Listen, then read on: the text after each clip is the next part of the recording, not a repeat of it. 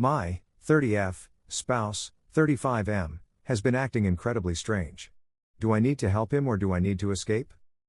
Sorry about formatting, I'm on mobile and I'm really shaken up as I write this. My 30F spouse, 35M, has been experiencing behavior that has only become increasingly concerning. In the past 2 months now, he has been talking about things that he claims are happening but he's never mentioned before. As some background info, when his behavior first started getting concerning, I managed to convince him to go to the hospital to get checked out for his mental health. He wasn't even seen by a doctor and he was told he just needs to take a certain medicine to help him sleep. The issue is he also smokes weed, so this medicine does not mix well with that. He won't quit smoking. We also have 2 very young kids. Back to the weird recent behavior, he claims he had an old email with an inheritance that got hacked and he needs access to it. I tried helping him get on it but he hasn't used it in literally the 12 years we've been together. I only knew of its existence previously when I helped him switch his Facebook login and that was an email attached. Another example is that he believes everyone is talking about him to me and everyone else, I mean literally everyone else. He thinks there's some sort big thing planned to hurt him or do something horrible to him soon and that we're all on it. On a few other separate occasions he's asked about a show that we are on and asked how much money I'm being paid to keep a secret. He also thinks I'm having secret phone calls and that I've apparently left the room to accept these calls, which then results in me coming back crying about something I've apparently discussed on the phone. Whenever I try to explain to him that none of this is happening, he fights back saying that I'm just lying to him and to tell him the truth. That I need to tell him the truth or something bad is going to happen. It's gotten so bad, he ended up getting fired from his job because he was barely showing up. He kept going to the cop station to make a report instead of going to work. After he got fired there was some sort of tense situation where they ended up calling a wellness check for him, because they were afraid he's going to come back and hurt someone. The cops showed up while I was also home and he said he wouldn't hurt someone, he only acts in defense. In the recent weeks, he's gone from screaming at me demanding answers to just not talking to me at all. At this point I'd rather he just not interact with me. The reason I'm writing this is because of what happened today. It was a nice day out and I asked if he would come with me for a walk with our kids, to which he agreed to. He barely spoke a word to me or the kids on this walk, and when we came across a playground, I asked if we should take the kids there for a few minutes of play. He then got upset at me for suggesting it and said I always control everything and I'm the queen of the decisions. I didn't even tell him we were doing that, I just asked. When I mentioned this he just said do whatever you want, like always, so I figured why not. So I played with the kids at the playground and he did his own thing. Someone left a couple various balls there and he was throwing them around. He then picked up the football and threw it in my direction. It flew past me a couple feet from me. I asked why he did that and he said why are you upset, it didn't hit you, to which I responded well what if it did? He then said if I wanted it to hit you in the head I would have thrown it that way. Then he started on a rant about how he's going through the same thing with everyone lying to him. After which he sat down in the corner of the park and was doing literally nothing. I was getting upset, so I packed up the kids and started walking to leave the park. I said to him we are going home and started walking away. Apparently he tried to yell out to us but ended up taking a different way home than we did. He told me this when he met me on the street when we were almost home, saying that next time I want to be an idiot and walk away maybe stop and listen for him calling out. I didn't hear him but honestly he could have easily caught up to us. I was getting more and more upset and said I wanted to go for a drive to get coffee and he said fine. I said I wanted to take the kids and he asked why. Then I said fine, you stay home with them and he said no they can go with you and started putting them in the car. I got in the car, and he got in the passenger seat, to which I asked him if he's coming with. He said yes and to drive. I told him I didn't want him coming with because he's being mean and he said he could be a lot meaner. As I started driving away he kept going off on the usual BS he's been talking about lately and I told him I don't want to hear it. He started screaming at me to keep driving and shut the F up. I stopped the car and told him to get out and he made a motion like he was going to punch me but punched his hand in front of my face. At this point I started crying and yelling at him to get out and he yelled back no just drive. I then said I should just drive him to the police station for that and he said he would choke me unconscious before we even got there. I was crying even more at this point and said I don't want to be with him anymore and I want him out. He said no. He continued to be a jerk for the rest of the car ride, where I pleaded with him to not treat me this way, especially in front of our children. It's not fair to them, or to me. He said to not bring them into this. I said how couldn't I, they are literally in the car. Anyway, after I drove us home, he asked how long I've been waiting to break up with him and who I'm replacing him with. I told him I haven't been and there's no one else, which of course he doesn't believe. When he got inside he even taunted me saying I should take you to the cop station in a girly voice. He's outside smoking and I'm inside with the kids writing this. Of course I'm shook up currently, but I don't know what to do. We only have the one vehicle which is in both our names. The place we rent is actually my mom's, so we don't have a lease, but we both have our addresses attached to this place on our licenses. He wasn't always like this, literally only the past couple months his behavior has been this bad. I miss the person he used to be. I miss that he would spend time with me, with the kids, but he spends all his time by himself now. I don't know if he's going through some sort of manic episode or what's triggering this change in behavior, but I really don't know what to do. Is there something differently I can do to help him? Every time he talks to me about whatever situation, he doesn't accept any answer I say and also won't accept if I say nothing. Edit, I just wanted to update and let you all know we are safe. I'm sorry for not saying anything sooner. I'm a bit overwhelmed with how popular this post got and will give an actual update later. Thank you for the advice and comments as well. I will mention a couple things. We are not in the US. Where we are, marijuana is legal, so my spouse does get it from government-run dispensaries. I don't think there's a chance his stuff gets laced aside from the fact he mixes cigarettes with it. A lot of people mentioned meth. There is just no way. He doesn't go anywhere random, he doesn't talk to people outside of our household, aside from the few times he would go to the police station. I have his location on his phone so I can see where he goes when he leaves. Relevant comments. Comment 1. I just want to say, I was that terrified kid in the back seat. Absolutely traumatizing. My mom always came up with an excuse as to why we couldn't leave the house or leave Dad. Made me suffer for many years of my life, and I'm 28 years old trying to deal with the trauma it has given me. Please stop making excuses and leave. Get out for the kids. My mom never did, and it truly has ruined my mental health. Comment 2. Wow, this is way more urgent than everyone seems to be acting. Are you able to sneak yourself and your kids out right now while he's smoking? You could start by going to the police station and telling them what's going on. They should hopefully be able to connect you to resources for families fleeing domestic abuse. If you have someone you can stay with, then that makes it easier, but either way, do not spend another night in that house with him, and definitely don't let your kids around him unsupervised. If you can't sneak out, I would call 911, tell them what just happened and about his threats, and that you need to get out, but that you are afraid for you and your children's safety. They are not always the most helpful, but something needs to happen. At least then if he comes back in and tries to do something to you, you'll be in the phone with them and they can send someone then. Might be a good strategy while you're leaving too if you're worried he might catch you. It sounds like he's having some kind of psychological break. The paranoia and being convinced everyone is part of some conspiracy against him is not abnormal there. But he has clearly told you that he is a danger to you, so you need to worry about that first. Get yourself and your kids to safety and figure the rest out after that. Once it's time to deal with him and his situation, depending on where you are, getting him involuntarily detained for psychiatric treatment requires proving he's a danger to himself or others, so at least you can show how he's threatened you. But worry about that after you and your kids are safely away from him. Comment 3. Heavy cannabis use can trigger the onset of schizophrenia in people who are already susceptible. Your H is right about the age where this tends to happen in men. I am not a doctor, but I really think this is a mental health emergency, either due to a drug interaction, drug use itself, or because he is rapidly developing a psychotic disorder. You need to see a mental health professional, not the ER, and describe all of this behavior to them, including the frequency of his marijuana use. OP replies, that's the thing, he saw a crisis nurse at the hospital and a therapist/social worker there, and I felt like the only thing they tried to do was get him to take a specific medication. I think it's called quetiapine or something. But anyway, I don't think he is regularly taking it, and if he is, he definitely shouldn't be mixing it with smoking weed. Comment 4.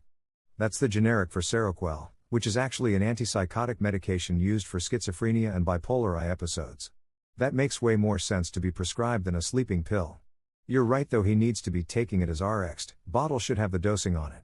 I looked up the drug interactions and the ones listed are moderate and mostly physical, although generally people with any kind of psychotic disorder I think are not supposed to use marijuana. Update. Hello, first of all thank you all for the comments, messages, etc. on my previous post. Obviously it got a bit too much to keep up with responding, but I just want to say I really appreciate the help. A TL, DR at the bottom. To give an update, I left the house the night I made the post, but went back home the following day. I wanted to be able to collect some sort of evidence I could use, because my spouse has been really good at downplaying his symptoms to any authority figure.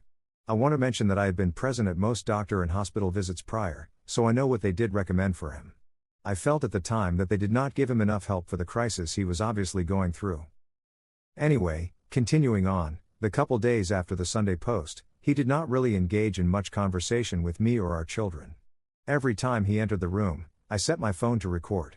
I did not get anything until Thursday, when he finally started talking to me again. He was questioning who I have been talking to about him and who has been trying to sabotage his life. Obviously, I denied everything, because there is no one talking to me about him, aside from this Reddit post, which he didn't know about. This started to anger him, which included him yelling at me and saying if anyone is talking to me about him, to bring him to the house so he can take care of them himself. I tried to not to engage anymore. This made him more upset, as he was continuing to demand answers from me. He would then say, "Oh, I want to hit you or don't make me slap you," when I was either not answering or just saying I didn't know what he was talking about. I got this on recording. After he ended up walking away and leaving the room, I took the kids to bed, locked us in our room and tried to sleep. The following morning, he insisted on driving me to work. I told him I wanted the car, to which he disagreed with me and said he needed it. After dropping out kids off, he started going off on me about how I am stupidity, dumb etc. for keeping his inheritance, again something he is clearly having delusions about, from him. I tried to disengage completely, keeping myself to far side of the passenger seat, which caused him to grab me by the back of my neck and pull me closer to him, where he told me to listen to him. I obviously reacted to this and was super upset, telling him to please focus on driving and not touch me again. After he drove me to work, the last thing I said to him as he was still going off on me with the car window open, was, "You desperately need help." Once I got in, I called my boss and let her know what happened. She came in, cancelled her appointments for the day, and took me to the police station. We made a report. Although the sergeant we initially spoke to seemed to be against us making a report, he kept saying he will be homeless if I report him, like he's the victim in this scenario. I told him my safety and the kids' safety should be more important, and he brought in a different officer to make the statement with me. Once I completed that statement, they let me know to stay away from the house as they were going to arrest him, and will call once he's out of the house. About 5 hours later, he was arrested. Apparently he was very compliant, and with all the information I provided, they actually took him to the hospital, and he is currently on a 30-day psychiatric hold.